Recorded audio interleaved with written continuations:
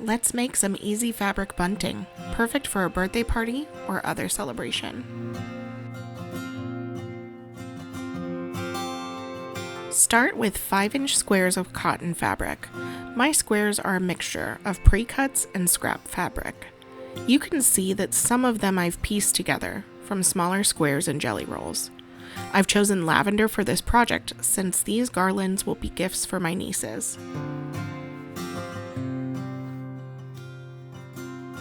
Next, we'll fold our 5-inch squares into triangles. Be sure to keep your right sides of your fabric together. Don't stress about making them perfect, just do your best to match up the points. To make the crease, you can finger press, being careful not to stretch the fabric.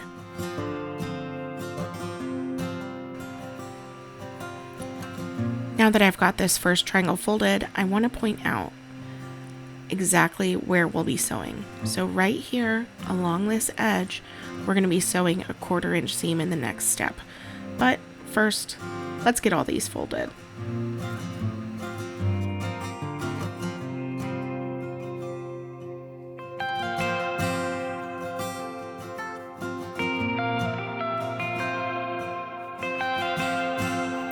Here, I'm using a mini seam roller to help. Pressing the creases with an iron is an option, but it might leave visible creases in the final product.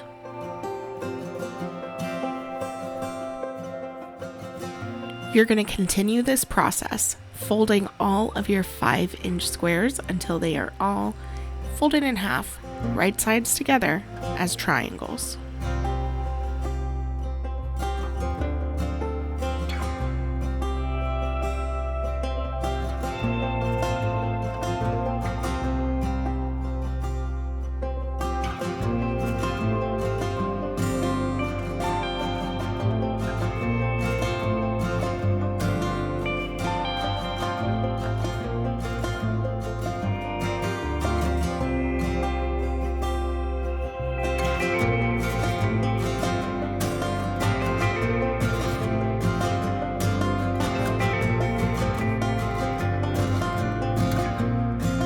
After folding all of your triangles, you'll sew with a 1/4 inch seam along one of the open sides of each triangle. To make this easier, I start with a fabric scrap as a leader, and then I feed each triangle into the machine from the squared end rather than the point. By chain piecing these all together, the process goes pretty fast.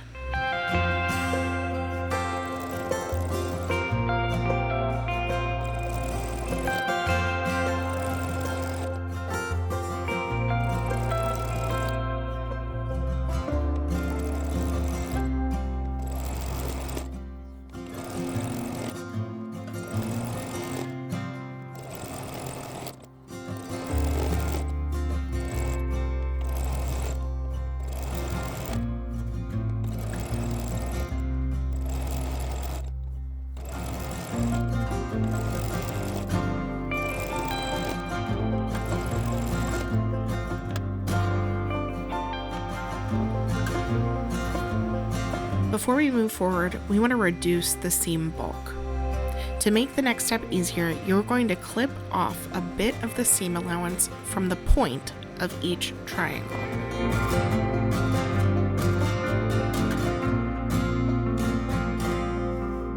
You'll notice that I also trim off extra bulk from the seams using a ruler and a rotary cutter as needed. Just be sure not to clip through the stitches.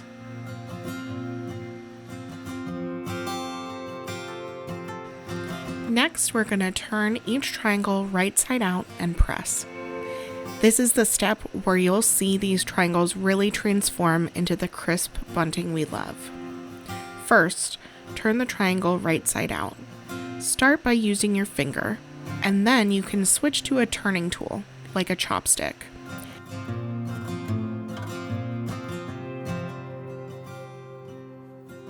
Here I'm using a That Purple Thing tool, which I've linked in the description.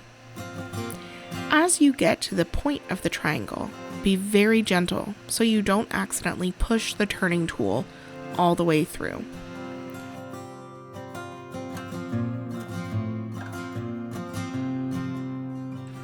The point doesn't have to be perfect, but you do want it to be able to lay flat and to have all of your triangles look fairly uniform.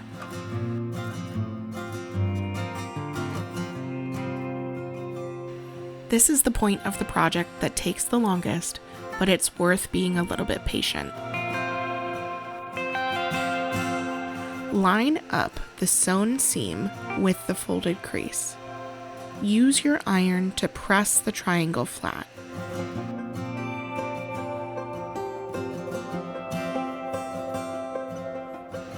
I like to fold the top portion down and tuck it into the triangle like an envelope.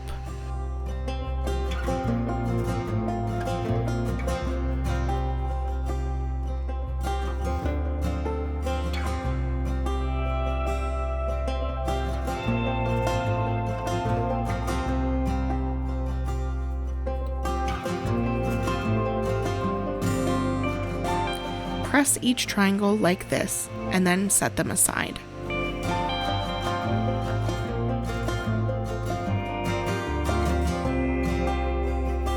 Now is a great time to turn to a podcast or an audiobook or your favorite album, because turning and pressing all of these triangles is going to take quite a bit of time, but the results are worth it.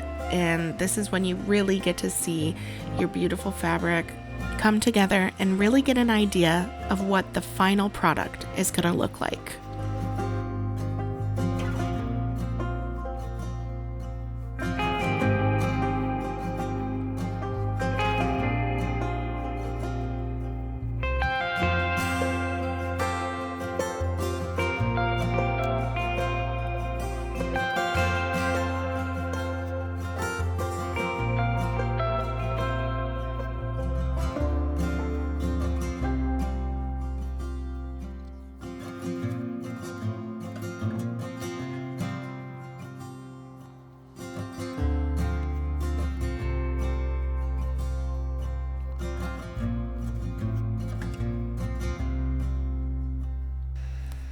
Now it's time to sew the triangles onto your ribbon.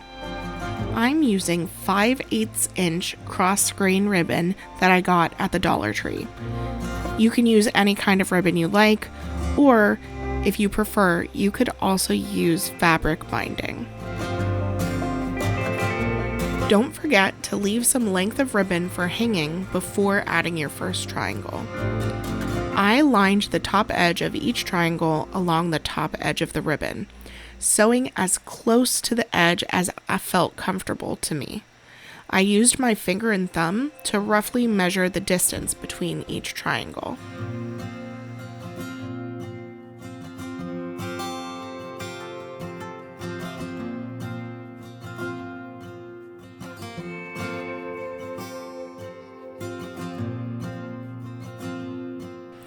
I'm using a walking foot on my sewing machine, which helps move the ribbon and the triangles together through the machine.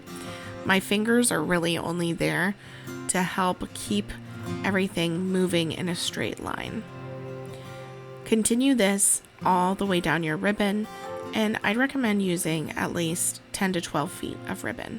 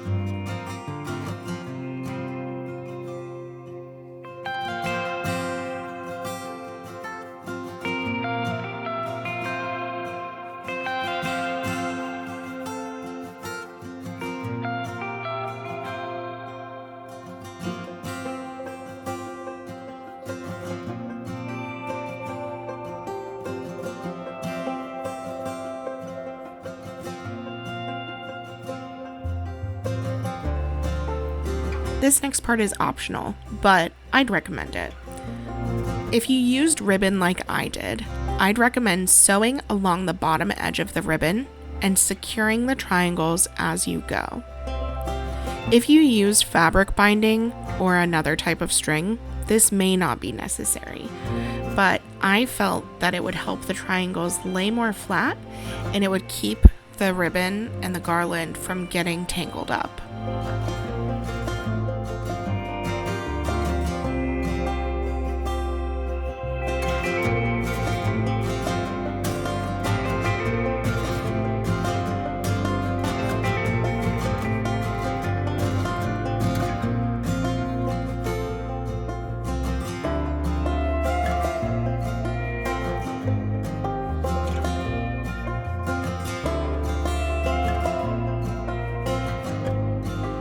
At this point, we are so close to the finish line. I got a little carried away with my sewing machine foot pedal, and I was racing for the finish. But everything was already pretty much secured, so we were good to go.